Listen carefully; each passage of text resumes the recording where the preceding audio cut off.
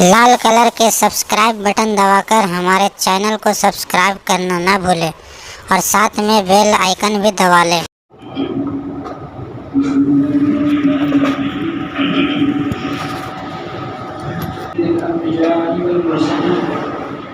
وعلى آله وأصحابه وأزواجه وذرياته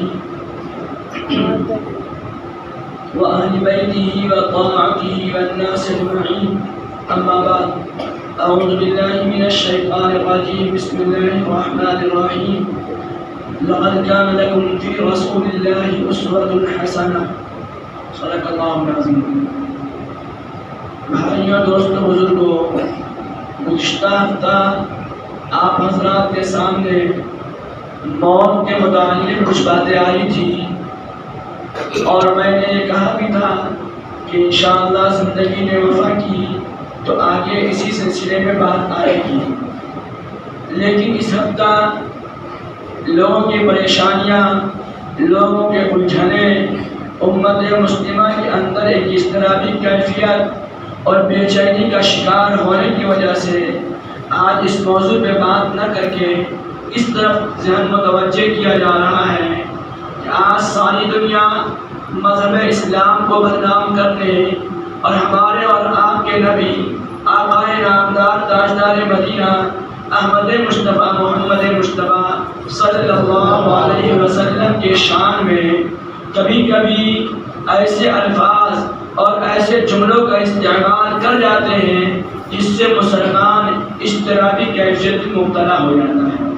اور انسانوں کی اور مسلمانوں کے لیے یہ ہونا بھی چاہیے کہ ان کے پیارے آقا صلی اللہ علیہ وسلم کے شان میں اگر کوئی گستاخی کرے تو مسلمانوں کا دل مشترک ہو جائے اور اپنے اعتبار سے جتنی طاقتیں اور جتنی کوششیں ہو سکتی ہے ان طاقتوں اور کوششوں کے ذریعے اس کا مقابلہ کرنا چاہیے اور اس کا جواب دینا چاہیے۔ محبت کا تقاضا یہی ہے۔ محبت، چونکہ ایک ایمان والا سب سے زیادہ محبت اللہ اور اللہ کے رسول سے ہی کرتا ہے، اس لیے کہ اگر وہ اللہ اور اللہ کے رسول سے سب سے زیادہ محبت اگر نہ کرے تو اس کے ایمان کی سلامتی نہیں ہے۔ میرے اور آپ کے نبی صلی اللہ علیہ وسلم نے ایک موقع پہ ارشاد فرمایا کہ تم میں سے کوئی آدمی کامل ایمان والا اس وقت تک نہیں ہو سکتا جب تک کہ وہ اپنے تمام لوگوں، ماں باپ، اولاد اور تمام عزیز و اقارب سے زیادہ محبت پیارے آقا صلی اللہ علیہ وسلم کی ذات سے نہ کرتے ہیں۔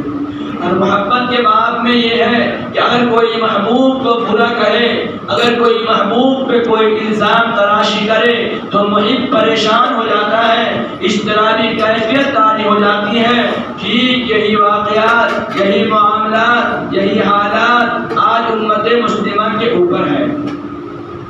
جو کہ آج امت مسلمہ اضطرابی کیفیت میں اس لیے ہے کہ اس امت کے رہنما اور ساری انسانیت کے رہبر اور ساری انسانیت کا پیشوا امام النبیین فخر موجودات احمد مصطفیٰ محمد مصطفیٰ صلی اللہ علیہ وسلم کے اوپر باطل طاقتیں اپنے طاقت کے بلبوتے پہ اور اپنے مان کے بلبوتے اور اپنے عہدے کے بلبوتے پہ اپنی زبانیں کھولتے ہیں۔ یہ باطل طاقتیں یہ کہا کرتی ہیں کہ پیارے آقا صلی اللہ علیہ وسلم نے کم سن اور کم عمر لڑکی اما عائشہ رضی اللہ تعالی عنہا سے نکاح کیا، گویا کہ نعوذ باللہ آپ اپنے خواہشات اور اپنے جذبات کے آپ اعلیٰ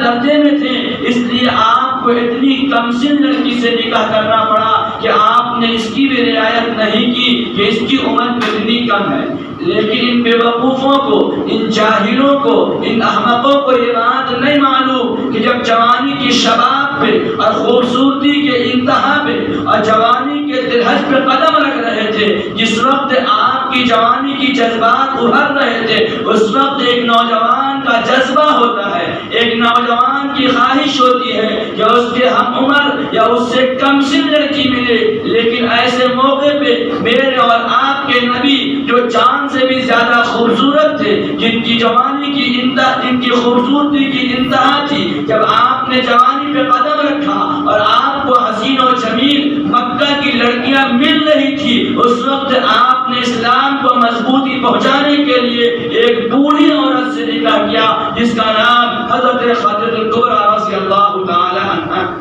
آپ نے یہ کر کے بتایا کہ ہمیں دین کی مضبوطی چاہیے، ہماری نفسانی خواہشات کی کوئی حیثیت نہیں ہے، ہم نکاح اپنے جذبات کی تسکین کے لیے نہیں کر رہے ہیں، بلکہ ہم تو نکاح اپنے اسلام کی تقویت اور جس طرف سے اس کے اندر پائیداری مل سکتی ہے اور یہ مضبوط ہو سکتا ہے ہم ایسوں سے نکاح کریں گے۔ اس لیے آپ نے اس عمر میں ایک مالدار عورت اور ایک بیوہ عورت جو 2 مرتبہ بیوہ ہو چکی تھی، 2 مرتبہ 2 شوہروں کے ساتھ زندگی گزار چکی تھی، ایسی عورت سے آپ نے نکاح کر کے امت کو یہ بتایا کہ ہم کوئی نفس پرست انسان نہیں ہیں، ہم تو امت کے رہنما اور پیشوا ہیں۔ اس لیے اس جوانی اور خوبصورتی کے موقع پہ ہم ایک بوڑھی عورت سے نکاح کر رہے ہیں تاکہ امت کو یہ سبق مل جائے اور کوئی اپنی زبانوں کو یہ نہ کھولے کہ پیارے آقا نے کیسی شادیاں کی۔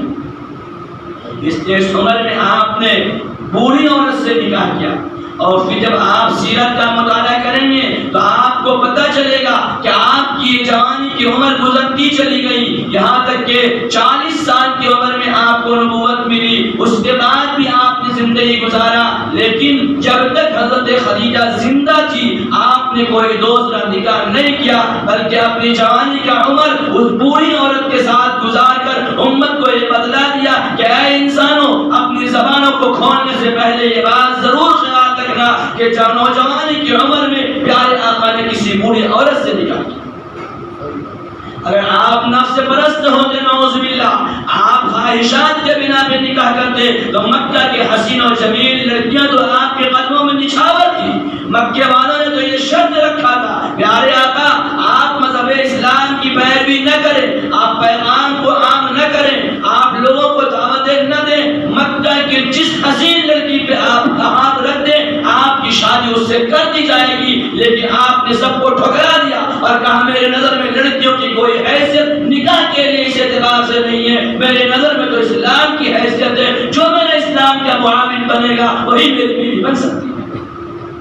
آپ نے امت کو یہ سبق دیا۔ پھر آپ جتنی نکاحیں کی، کوئی بیوہ کوئی مطلقہ، جہاں تک کہ بعض عورتیں جن سے آپ نے نکاح کیا ان کی عمریں 70 پار کر کے بھی تھی، ان ایسی عورتوں سے بھی آپ نے نکاح کیا،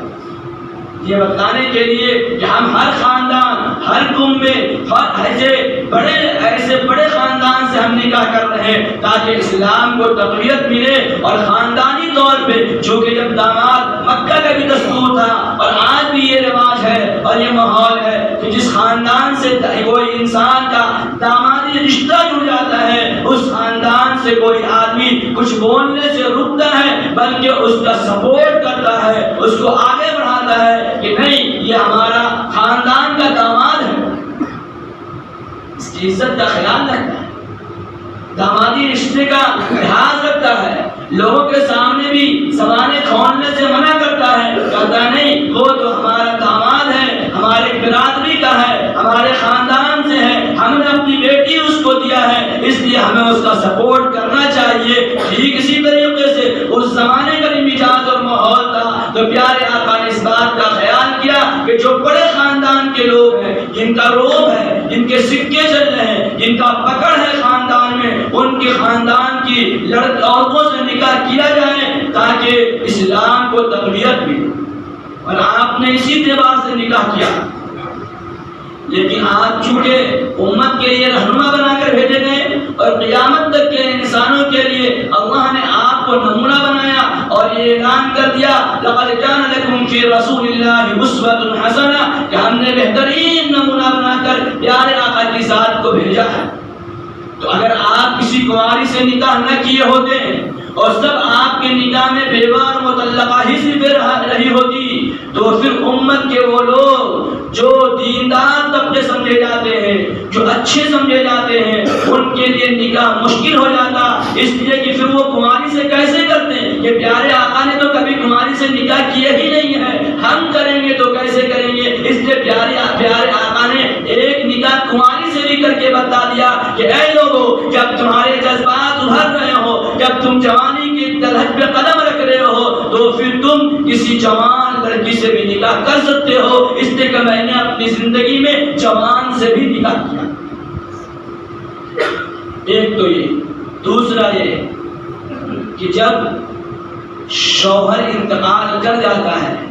تو اس کے مشن کو چلانے کے لیے، اس کو صحیح راستے پہ لے کے چلنے کے لیے، اس کی زندگی کے بارے میں معلومات کرنے کے لیے لوگ بیوی کے پاس آیا کرتے ہیں، معلوم کرتے ہیں۔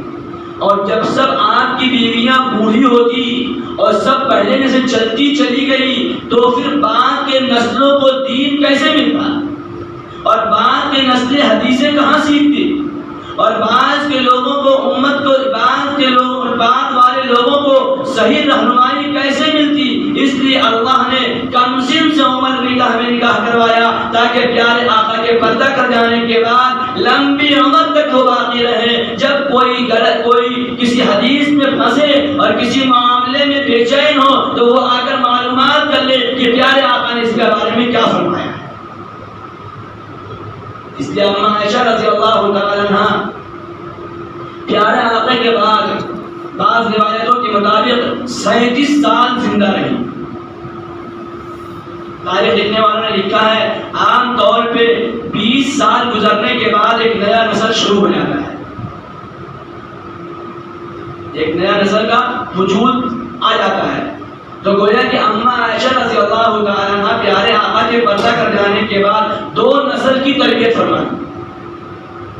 اگر وہ بھی حضرت خدیجہ، حضرت سودا جیسی کم عمر ہو، زیادہ عمر والی ہوتی تو وہ بھی پیارے آقا کے ساتھ ساتھ چلی گئی ہوتی، تو پھر بعد کے لوگوں کو صحیح حدیثیں کون پہنچاتا۔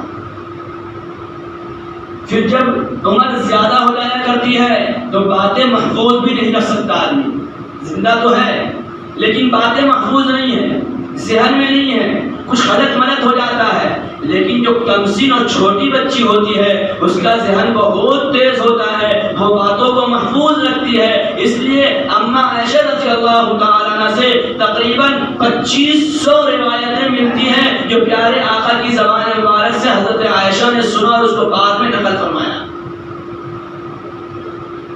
حضرت عائشہ رضی اللہ تعالیٰ عنہ کے پاس بڑے بڑے صحابی جب کسی مسئلے پہ اٹکتے، ایک عبداللہ ابن مسعود جیسے صحابی جن کو فقیہ ہونے کا لقب ملا ہوا تھا، وہ بھی آ کر بعض مسائل کو پیارے آقا کے بعد اماں عائشہ کے پاس پوچھتے تھے اور فرماتے تھے اماں عائشہ پیارے آقا نے اس حدیث کے بارے میں، اس مسئلے میں کیا فرمایا ہے، آپ ذرا اس کو ہمارے سامنے بیان کر دیجیے۔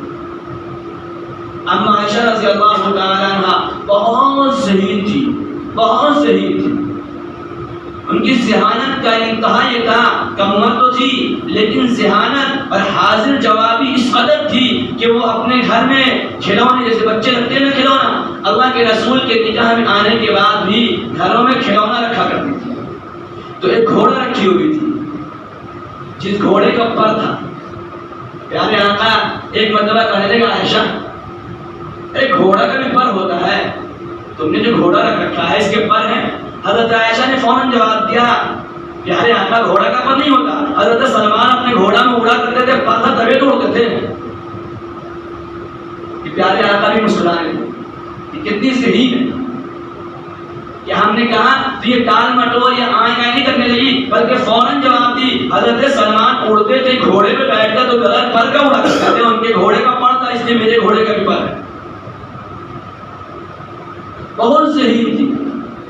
اور اللہ کے یہاں بھی ان کا بہت مقام تھا۔ اس لیے اس سے پہلے بھی میں نے آپ کے سامنے حضرت عائشہ رضی اللہ تعالیٰ عنہ کی فضیلت بیان کیا تھا، تو اس میں یہ حدیث بیان کیا تھا، پیارے آقا صلی اللہ علیہ وسلم نے فرمایا کہ ایک مرتبہ نہیں کتنے مرتبہ حضرت جبرائیل علیہ السلام ریشم کے رومال میں لپیٹ کر حضرت عائشہ کی تصویر لایا کرتے تھے اور فرماتے تھے پیارے آقا آپ کا نکاح اس سے بھی ہوگا۔ یہ تو بہت مرتبہ حضرت عائشہ کو پہلے دکھایا گیا، اس سے بھی آپ کا نکاح ہوگا۔ تو گویا کہ اس نکاح کی بشارت اور اس نکاح کی تصویر اور اس نکاح کی خوشخبری اللہ رب العزت نے حضرت جبرائیل سے کتنے مرتبہ دکھوایا اور بتایا کہ آپ کا نکاح اس سے بھی ہوگا۔ اما عائشہ رضی اللہ تعالیٰ عنہ کا مقام یہ ہے کہ وہ اللہ کے رسول کی خدمت میں حضرت جبرائیل آتے ہیں اور آ کر فرماتے ہیں میرا سلام عائشہ سے کہہ دیجیے گا. کبھی آتے اور کہتے ہیں عائشہ کو رب نے سلام کہلوایا ہے, رب کی طرف سے حضرت عائشہ اماں کو سلام کہہ دیجیے گا. پیارے آقا صلی اللہ علیہ وسلم حضرت عائشہ کے پہلو میں آرام فرماتے ہوتے, کبھی کبھی آپ کے گود میں سر رکھ کر لیٹے ہوئے ہوتے اور اللہ کی طرف سے قرآن کریم کی آیتیں آ جایا کرتی. یہ اعجاز پیارے آقا کی کسی اور بیویوں کو نہیں ملا جو اعجاز اللہ نے حضرت عائشہ کو عطا. اور پھر اس زمانے میں ایک بات یہ تھی کہ منہ بولا بھائی, کسی کو آدمی یوں کہہ دیا یہ میرا بھائی ہے تو اب وہ اس کا بھائی بن جاتا, اس کی بچی سے نکاح حرام سمجھا جاتا تھا. پیارے آقا صلی اللہ علیہ وسلم نے صدیق اکبر رضی اللہ تعالیٰ عنہ کو اپنا بھائی بنا رکھا, اپنے بھائی بنائے ہوئے تھے. اس لیے جب حضرت خولہ نے نکاح کا پیغام دیا حضرت ابوبکر صدیق رضی اللہ تعالیٰ عنہ کو اور کہا محمد سے آپ کا بیٹی عائشہ کا نکاح کر دیا جائے, تو صدیق اکبر رضی اللہ تعالیٰ عنہ نے یہ نہیں کہا کہ عمر میں چھوٹی ہے, بلکہ آپ نے کیا فرمایا, فرمایا خولہ کیسے نکاح ہو جائے گا, پیارے آقا تو میرا منہ میرا بھائی ہے اور بھائی کی بیٹی سے نکاح حرام ہے. تو اگر پیارے آقا صلی اللہ علیہ وسلم نہ کیے ہوتے تو قیامت تک کی یہ بات ہوتی کہ کوئی کسی کو بھائی بول دیتا تب اس کے رشتے اس سے نہیں ہوتے, بلکہ وہ اس رشتے سے کٹ جاتا کہ نہیں یہ تو میرا بھائی ہو گیا. اور صرف بھائی سے نکاح کا مسئلہ نہیں ہوتا, جب بھائی کو بھائی منہ بولا بھائی کو بھائی سمجھا جاتا تو پھر اس کے آڑ میں پردے بھی کبھی حکم ختم ہو جاتا اور نہ معلوم کتنی برائیاں وجود میں آ گئی ہوتی. ایک آدمی کسی کو بھائی بول دیتا, اب وہ یہ سمجھتا ہے کہ میرا منہ بولا بھائی ہو گیا, اب اس سے پردہ بھی نہیں ہے, اب اس کے بچے جو ہیں آ جا بھی سکتے ہیں, اور پھر اس آڑ میں نامعلوم کیا کیا برائیاں ہوگی. اس لیے پیارے آقا صلی اللہ علیہ وسلم نے اس رسم کو اور اس جو لوگوں میں پھیلی ہوئی برائیاں تھی کہ منہ بولا بھائی اپنا بھائی بن جایا کرتا ہے اور وہ سارے احکامات اپنے بھائی والے ہو جاتے ہیں اور ان کی بیٹی سے نکاح حرام ہے, پیارے آقا نے کر کے امت کو یہ سبق دیا اور یہ پیغام دیا. چونکہ پیارے آقا قیامت تک کے لیے نبی ہیں تو آپ نے یہ لوگوں کو بتایا کہ بولنے سے کوئی بھائی اور بولنے سے کوئی بہن اور بولنے سے کوئی بیٹی اور بولنے سے کوئی بھتیجی نہیں بن جایا سکتی ہے. رشتے تو وہی ہیں جو اللہ نے قرآن کے ذریعے بیان کیا ہے, باقی زبان سے کوئی رشتے نہیں بنتے. اس کے بھائی کے جس کو تم نے بھائی بول دیا وہ تمہارا سگا بھائی نہیں بن سکتا ہے, اس کی بیٹی سے نکاح تمہارے لیے جائز ہے. اور پیارے آقا نے یہ نکاح کر کے عمل کر کے دکھلایا تاکہ امت یہ نہ کہے کہ پیارے آقا کے پیغام جب ابو بکر کی بیٹی سے آئی تو پیارے آقا نے بھائی ہونے سے انکار ہونے کی وجہ سے نکاح نہ کیا. اس لیے آپ نے نکاح کر کے دکھلایا کہ نہیں اس سے نکاح کیا جا سکتا ہے, تاکہ امت کے سامنے اگر کبھی ایسے پیغام اور ایسے مراحل آئیں تو وہ یہ نہ سوچے کہ نہیں یہ حرام ہے یہ حلال, اس لیے کہ اس زمانے میں تو حرام تھا اب کیا جائے. پیارے آقا کی زندگی سامنے ہوگی تو پھر وہ یہ سمجھے گا کہ نہیں پیارے آقا نے منہ بولا بھائی کی بیٹی سے نکاح کیا اس لیے جائز. اسی طریقے سے خاندان میں کسی کو عزت و سرخروئی دینے کا دو راستے ہوتے ہیں. ایک راستہ یا تو داماد بن جاؤ یا داماد بنا لو. پیارے آقا صلی اللہ علیہ وسلم کے ساتھ 4 لوگوں کا احسان زیادہ ہے, حضرت ابوبکر, حضرت عمر, حضرت عثمان, حضرت علی. اللہ نے اللہ کے رسول صلی اللہ علیہ وسلم نے دنیا کو یہ بتایا کہ جو احسان کرے اس کے احسان کا بدلہ اسے دنیا میں بھی دو اور آخرت میں تو اللہ دے گا. اس لیے آپ نے 2 کو اپنا سسور بنایا اور 2 کو اپنا داماد بنایا, یعنی 2 سے بیٹی دیا اور 2 کو بیٹی دیا. حضرت عمر بن خطاب رضی اللہ تعالیٰ عنہ کی بیٹی سے آپ نے نکاح فرمایا, حضرت ابوبکر کی بیٹی سے آپ نے نکاح فرمایا, حضرت علی کو اپنا بیٹی دیا, حضرت عثمان کو اپنی 2 بیٹی دیا. یہ بتانے کے لیے کہ احسان کرنے والوں کے ساتھ تم بھی بھلائی کا معاملات کرو اور ان سے اس احسان کو رشتے سے بدل دو تاکہ تمہارے رشتہ تمہارا یہ خاندانی رشتہ بن جائے اور تمہارا یہ رشتہ ہمیشہ باقی رہے, صرف تمہارے تعلقات احسان کے بنا پہ نہ باقی رہ جائے. اس لیے آپ نے اس احسان کرنے والے، بھلائی کرنے والے کو حضرت ابوبکر رضی اللہ تعالیٰ عنہ اور ان کے گھرانوں نے جو دین کے خاطر قربانیاں دی، پیارے آقا صلی اللہ علیہ وسلم بہت کچھ بھی اگر ان کو دے دیتے تو یہ رشتہ نہ ہونے کی وجہ سے بہت ساری رکاوٹیں اور بہت ساری زبانیں کھلتی ہیں۔ آپ دنیا میں بھی دیکھتے ہیں، کوئی کسی کا بہت خیال کرے، کوئی کسی کا بہت طرح کا امداد کرے تو پھر ذہن میں کھٹکتا ہے، آدمی سوچتا ہے کہ یہ کیوں کر رہا، لیکن اگر رشتے کا ایک بندھن ہو تو وہ اس کے لیے سد باب ہو جایا کرتا ہے زبانوں کے کھلنے کا۔ اسی طریقے سے حضرت ابوبکر رضی اللہ تعالیٰ عنہ نے اپنے مال نشاور کیا۔ حضرت ابوبکر کے خاندان اور ان کے گھرانوں نے اسلام کے خاطر بہت کچھ قربانیاں دی، تو اللہ کے رسول صلی اللہ علیہ وسلم نے جو سب سے پاکیزہ رشتہ تھا وہ رشتہ کر کے یہ احسان کیا کہ ان کو اپنے خاندان سے جوڑ دیا۔ اور پھر دنیا کو اعتراض کرنے کا کیا حق ہے؟ پیارے آقا صلی اللہ علیہ وسلم نے جو دنیا کو تعلیم دی ہے، ہم اور آپ بھی جانتے ہیں، ہم اور آپ کہتے بھی ہیں کہ جب میاں بیوی راضی ہے تو دنیا کیا کہے گی۔ اللہ کے رسول صلی اللہ علیہ وسلم نے ایک موقع پہ مفلسی کی وجہ سے، غربت کی وجہ سے، ازواج مطہرات کی پریشانیاں دیکھ کر یہ کہتے چاند گزر جا رہے ہیں، گھر میں چولہے نکل رہے ہیں، کوئی سب نڈھال ہے، حضرت عائشہ کم سن بچی تھی، کم عمر تھی، آپ نے سب کو بلایا، اما عائشہ بھی بلایا اور بلا کر کہا دیکھو میرے ساتھ زندگی گزارنے میں بڑی دقتوں کا سامنا کرنا پڑ رہا ہے، فاقے ہو رہے ہیں، تنگ دستی ہے، پیٹ پہ پتھر باندھنے پڑ رہے ہیں، لوگوں کی طرف سے گالیاں سننی پڑ رہی ہے، بہت مصیبتیں جھیل رہی ہو، تم میں سے جو بیزار ہے، پریشان ہے، میں خوشی سے اس کو اجازت دیتا ہوں، اگر وہ چاہے تو اپنے حقوق لے کر مجھ سے الگ ہو جائے۔ ساری بیوی کے اندر سناٹا چھا گیا۔ اما عائشہ نے کہا یا رسول اللہ صلی اللہ علیہ وسلم میں آپ سے کبھی الگ نہیں ہو سکتی،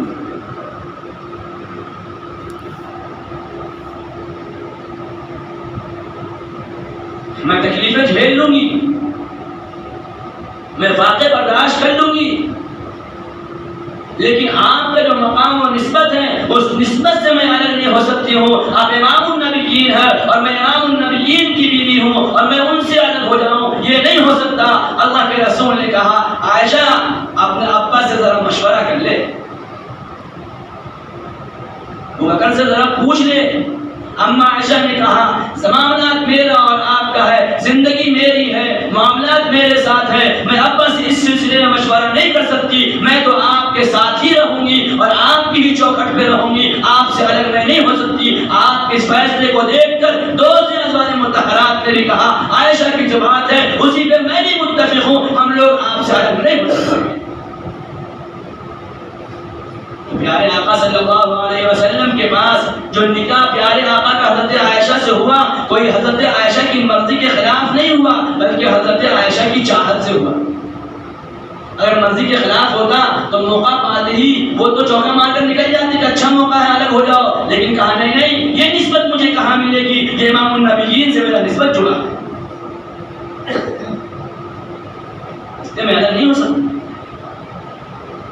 آج جو لوگ زبانیں کھولتے ہیں یہ ان کی کم علمی کی دلیل ہے، ان کی جو ہے ذہانت کے کمزوری کی دلیل ہے، ان کے جاہل ہونے کا پہچان ہے کہ انہیں پیارے آقا کا سیرت کا ہوا نہیں لگا، بلکہ وہ مولانا گوگل اور دوسری چیزوں کے ذریعے وہ اپنے آپ کو بڑے ماہر سمجھ رہے ہیں اور وہ یہ سمجھ رہے ہیں کہ ہم تو اسلام کے بارے میں بہت جاننے والے ہیں، انہیں اسلام کا ہوا بھی نہیں لگا۔ اگر لگا ہوتا تو ان کے ذہنوں میں یہ بات آئی ہوتی کہ نہیں، جوانی کے قدم میں تو پیارے آقا نے بیوہ سے نکاح کیا، جس وقت شباب پہ تھے، جس وقت خوبصورتی انتہا پہ تھی، اس وقت آپ نے بیوہ سے نکاح کیا، تو گویا آپ نعوذ باللہ نفس پرست نہیں تھے۔ اور پھر یہ زبان کھولتے ہیں کہ نہیں، کم سنی میں دیکھو کہیں کبھی بلوغت کا جو مقام ہوتا ہے اور مسئلہ جو ہوتا ہے وہ جگہ پہ ڈیپینڈ کرتا ہے، کہیں کی لڑکیاں جلدی بالغ ہو جایا کرتی ہیں، کہیں کی بچیاں دیر میں بالغ ہوا کرتی ہے۔ مثلاً امریکہ یورپ کے علاقے میں آج بھی لڑکیاں 12 سال میں بالغ ہو جایا کرتی ہیں اور شروع سے ان کا یہ قانون ہے۔ اسی طریقے سے عرب چونکہ گرم ممالک ہے، وہ گرم ممالک ہونے کی وجہ سے وہاں کی لڑکیاں جلدی بالغ ہو جاتی، اس کے جذبات جلدی اور ذہنی طور پہ بھی وہ جلدی تیار ہو جایا کرتی، اس لیے وہاں کا نکاح یہ کوئی عام نکاح نہ تھا، بلکہ وہاں تو عام رواج تھا، اور عام طور پہ لوگ اپنی بچیوں کی شادی 9 سال 7 سال 8 سال یہاں تک کہ بعض لوگوں نے تو 5 سال میں بھی اپنی بچیوں کا نکاح کر دیا کرتے تھے، چونکہ وہاں کے اعتبار سے تھا، علاقے کے اعتبار سے لوگوں کے اوپر اثر پڑتے، جس اعتبار کی گرمی ہو، جس اعتبار سے اس کے اندر طاقت ہو۔ اپنے ہی ملک میں دیکھیے کیا ہر ایک بچیاں ایک عمر میں بالغ ہوتی؟ نہیں، کھانے پینے بھی بڑا فرق پڑتا ہے، ماحول پہ بھی بہت فرق پڑتا ہے، عمر بالغ ہونے کی عمریں جو ہے مختلف ہوا کرتی ہے، اور مختلف عمر میں لڑکیاں بالغ ہوتی ہے۔ اور یہ جو اعتراضات کر رہے ہیں، عرب ممالک تو گرم ملک تھا، عرب ممالک کے اندر اگر پیارے آقا نے نکاح کیا تو وہاں تو عام رواج تھا، ان کا سیتا اور رام نے جو نکاح کیا، شادی کی، اس کی شادی کی بندھن، اس کی میں تو 6 سال کی عمر تھی۔ سیتا نے جب رام سے شادی کا بندھن رچایا تو اس کی عمر کیا تھی؟ اس کی عمر اس وقت 6 سال تھی۔ میرے نبی نے تو پھر بھی رخصتی 9 سال کی عمر میں کیا، اس نے تو 6 سال میں اس کے ساتھ اپنی زندگی گزارنی شروع کرتی تھی۔ تو ان کو تو اپنے مذہب کا ہی پتہ نہیں ہے، اس لیے بول رہے ہیں 9 سال والے کو اور 6 سال والے کا پتہ ہی نہیں کہ میرے رام جی نے تو پہلے 6 سال میں شادی کر لیا تھا۔ میرے بھائیوں دوستوں بزرگوں، ہم مسلمانوں کو ان کے اعتراضات سے شک و شبہات میں نہیں پڑنا چاہیے، ہمیں یہ سوچنا نہیں چاہیے کہ پتہ نہیں ایسا کیوں ہوا اور کیوں کیا، نعوذ باللہ ایسا تو نہیں کہ نعوذ باللہ پیارے آقا کے مزاج ایسا تھا۔ میرے بھائی آپ تو اپنے نبی کی سیرت سے کم باخبر رہو، کم سے کم آپ کے پاس تو سیرت کا علم ہو کہ اماں عائشہ سے نکاح کرنے کی وجوہات دین کی تقویت تھی اور دین کی حفاظت تھی کہ میری بیوی عائشہ کے پاس وہ سیرت اور جو ہے احادیث محفوظ رہے تاکہ امت کو اس سے فائدہ ہوتا رہے۔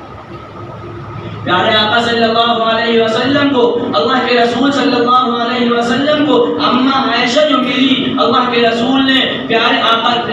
اماں عائشہ رضی اللہ تعالیٰ عنہ کو 1-2 بار نہیں کتنی بار دیکھا، اور پھر اللہ نے وہ مقام عطا فرمایا جس مقام کے بارے میں کسی دوسری بیوی کو یا دنیا کی کسی اور عورتوں کو مقام نہیں ملا۔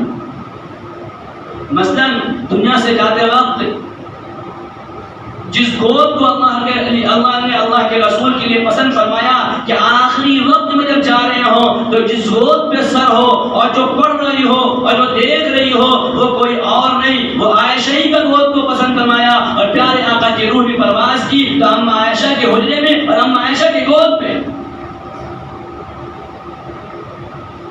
اماں عائشہ رضی اللہ تعالیٰ عنہ پیارے آقا گود پہ سر رکھے ہوئے ہیں، اماں عائشہ یوں دیکھ رہی ہے، اور پھر حضرت عبداللہ بن زبیر تشریف لاتے ہیں، مسواک مانگتے پیارے آقا نے ان کے ہاتھ میں مسواک دیکھ کر مسواک کا اشارہ کیا، اماں عائشہ نے لے کر مسواک بنایا، گویا کہ آخر چیز جو پیارے آقا کے منہ میں گیا ہے وہ اماں عائشہ کا لعاب گیا ہے کہ اماں عائشہ نے مسواک بنا کر حضرت پیارے آقا کو دیا اور کروایا، اور پھر آپ کے چہرے انور کو دیکھ رہی تھی، اور اسی درمیان میں ہمارے اور آپ کے نبی کی روح پرواز کر گئی۔ قربان جاؤ اماں عائشہ کے مقام پہ کہ اللہ نے اگر کوئی گود پسند کیا اپنے محبوب کے دنیا سے پردہ کرنے کے لیے تو وہ گود بھی اماں عائشہ کی تھا۔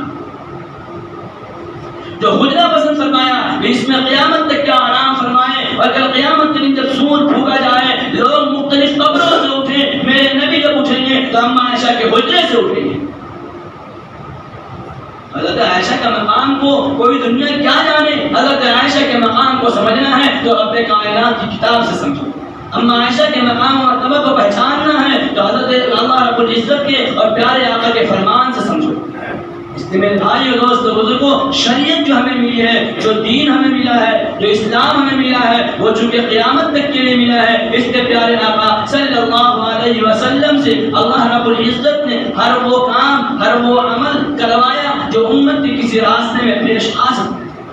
اس لیے کسی کے اعتراض کرنے سے، کسی کے بولنے سے کوئی فرق نہیں پڑتا۔ مسئلہ ہمارے ان نوجوانوں کا ہے جو سیرت سے بے خبر ہیں پھر وہ دوسروں کے سنی سنائی اپنے ایمان کا سودا کر ڈالتے ہیں اور انہیں احساس نہیں ہوتا۔ اس لیے میرے نوجوانوں، کسی کے بولنے سے تم اپنی زبانیں مت کھولو، تم شک میں مت پڑو، بلکہ سیرت کا مطالعہ کرو، علماء سے رابطہ کرو، علماء کے پاس بیٹھنے کے عادی بنو، ان سے معلومات کرو، تب پتہ چلے گا کہ پیارے آقا صلی اللہ علیہ وسلم نے جو کام، جو نکاح اما عائشہ سے کیا، اسے کرنے کے لیے اسلام کے کتنے سارے فوائد ہیں۔ حضرت عائشہ رضی اللہ تعالی عنہ جو حجرے مبارک میں کو پسند کیا پیارے آقا کے آرام گاہ کے لیے اور قیامت تک کے لیے پیارے آقا اسی حجرے مبارکہ میں آرام فرمائے۔